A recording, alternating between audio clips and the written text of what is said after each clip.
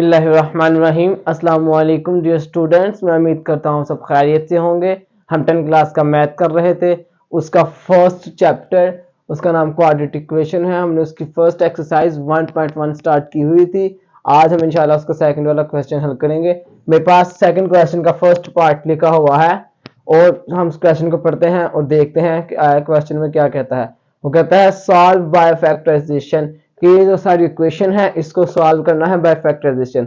सबसे पहले जो क्वेश्चन आता है वो ये आता है कि क्वाड्रेटिक इक्वेशन कहते किसे हैं, क्वाड्रेटिक इक्वेशन कैसे बनती हैं, ये कहते किसे हैं। क्वाड्रेटिक इक्वेशन एक ऐसी इक्वेशन जैसे किसी एक्सप्रेशन में एक एक्सप्रेशन है, किसी एक्सप्रेशन में variable X Y Z A B C, उसमें हाईएस्ट पावर वेरिएबल की 2 हो, this is called quadratic equation. ये क्वाड्रेटिक इक्वेशन कहलाती है। और आगे नेक्स्ट क्वेश्चन है कि क्वाड्रेटिक इक्वेशन को हल करने के कितने तरीके हैं। क्वाड्रेटिक इक्वेशन को हल करने के 3 तरीके हैं। एक बाय फैक्टराइजेशन जो आज इंशाल्लाह हम करेंगे, उसके बाद एक कंप्लीटिंग स्केल है और एक बाय क्वाड्रेटिक फार्मूला यूज करते हुए। आज इंशाल्लाह हम बाय फैक्टराइजेशन के जरिए हल करेंगे। और इसमें भी सबसे पहले काम, जैसे फर्स्ट क्वेश्चन में 1.1 एक्सरसाइज के फर्स्ट क्वेश्चन में हर क्वेश्चन को स्टैंडर्ड फॉर्म में उतारना लाजमी था, इसी तरह यहाँ पर भी स्टैंडर्ड फॉर्म में करना लाजमी है, फिर जाके क्वेश्चन हल होगा। और ये देखते हैं, ये स्टैंडर्ड फॉर्म में पहले ही है तो इसको करने की कोई ज़रूरत नहीं। तो आज इंशाल्लाह इसको हम हल करेंगे। और जो चैनल पर नया है उसे गुजारिश है कि चैनल को सब्सक्राइब और बेल आइकन के बटन को क्लिक कर दे, ताकि मेरे आने वाली हर वीडियो आप तक आसानी पहुंच सके।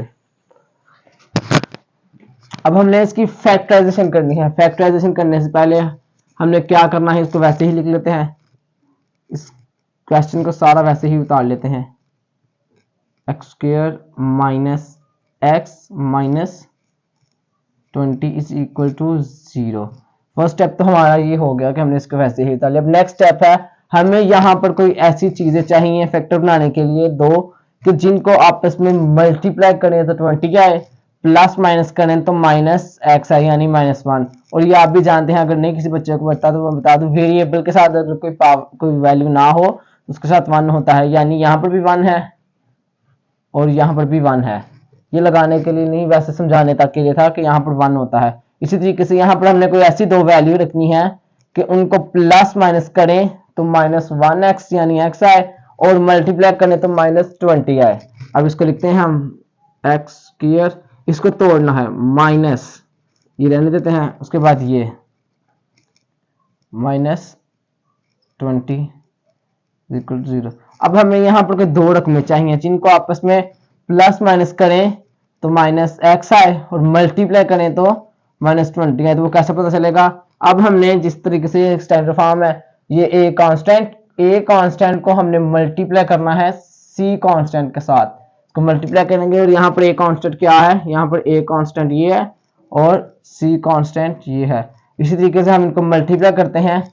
जैसे देखिएगा, इसको मल्टीप्लाई किया, आ गया 1 मल्टीप्लाई 20 इज इक्वल टू 20। ये हमारे पास कांस्टेंट को मल्टीप्लाई करने के लिए किया तो हमने ये हमारे पास ये वैल्यू आ गई।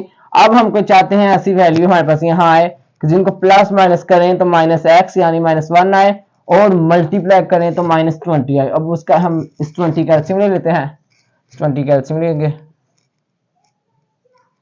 ये 2 1 जा 2, ये 0 नीचे वैसे ही आ गया। उसके बाद अब हमने देखना है सबसे छोटे टेबल में कि 10 2 के टेबल में आता है, तो यहाँ पर 2 5 टाइम, और 5 अपने टेबल के अलावा और 2 3 4 में नहीं आता, इसलिए अपने टेबल में ही आता है। 5 1 5। अब हमने ये जो एक जैसी वैल्यू है इनको लिख लेते हैं। 2 मल्टीप्लाई 2 इज इक्वल 4, और ये 5 इज इक्वल टू 5 हो गया। अब हमने इनको प्लस माइनस भी करके देखना है और मल्टीप्लाई करके देखना है। ये देखिएगा 4 5 बार 20, ये इसको किया तो यहाँ पर आ गया 20। अब इसको हम प्लस माइनस करते हैं कि -5 हो और +4 हो, और यहाँ पर वैल्यू भी माइनस ही आती है। क्यों माइनस आती है? क्योंकि बड़ी रकम के साथ माइनस है, इसलिए यहाँ पर माइनस आएगा। अब 5 में से 4 निकाले तो आता है 1। हमें यहाँ पर ये वैल्यू जो चाहिए थी हमें मिल गई, और हमने मल्टीप्लाई किया तो यहाँ पर 20 भी आ गया। और अगर यहाँ पर हम माइनस लगा देते मल्टीप्लाई करने के लिए, यहाँ -5 और +4, इसको मल्टीप्लाई अगर हम करें तो यहाँ पर ये बन जाता है -20, क्योंकि प्लस माइनस माइनस होता है। इसी तरीके से यहाँ पर हमें पता चल गया कि -5x और +4x यहाँ पर लगाएं तो यहाँ पर -1 आता है यानी -x, और मल्टीप्लाई करें तो -20 आता है। इसी तरीके से हम यहाँ लिख देते हैं -5x और +4x। x क्यों लगाया? x लगाना जरूरी है क्योंकि यहाँ पर हमने फाइंड भी x ही करना है। उसी तरीके से आप देखिएगा हमने यहाँ पर इसके फैक्टर निकालने हैं, हमने x की दो वैल्यू निकालनी है। वो कैसे निकलेंगी? वो ऐसे कि ये फर्स्ट दो वैल्यूज को ले लें और यहाँ पर लास्ट को, इन दोनों में से कॉमन निकालना है, फिर इन दोनों में से, पहले इन दोनों में से निकालते हैं। इन दोनों में क्या चीज कॉमन है? यहाँ पर x इसके अंदर भी है, x -5x यहाँ पर भी है, इसलिए हम यहाँ पर 2 है, यहाँ पर 1 है। एलसीएम लेते हुए हमने हमेशा बड़ी रकम लेनी है और कॉमन लेते हुए हमेशा हमने छोटी रकम। यहाँ पर छोटी रकम क्या है? सिर्फ x है। वेरिएबल की हाईएस्ट पावर यहाँ पर क्या है? 2 है, लेकिन हमने लोएस्ट पावर यहाँ पर 1 है, लिहाजा हम यहाँ पर 1 एक x बाहर निकाल लेंगे। अब यहाँ पर एक x बाहर आ गया, एक अंदर रह गया। अब -5 x क्यों नहीं लगाया? x क्योंकि ये वाला ये बाहर आ चुका है, इसको ब्रैकेट को बंद कर लेंगे। अब उसी तरीके से ये प्लस ये 4 वाला आएगा साथ ये। अब यहाँ पर देखना है क्या चीज कॉमन है। यहाँ पर x इस 4 के साथ है लेकिन -20 के साथ नहीं है, इसलिए लिहाजा ये इसके अंदर x कॉमन नहीं होगा। इसमें देखते हैं आया 4 के टेबल में 4 आता है और -20 भी आता है, इसलिए हम यहाँ पर 4 को कॉमन ले लेंगे। उसके बाद ये x अंदर आ जाएगा। ये आपको मैंने बताया था यहाँ वेरिएबल के कोई साथ की वैल्यू ना हो तो 1 होता है, इसलिए यहाँ पर 1 है और ये 4 1 4x आ गया।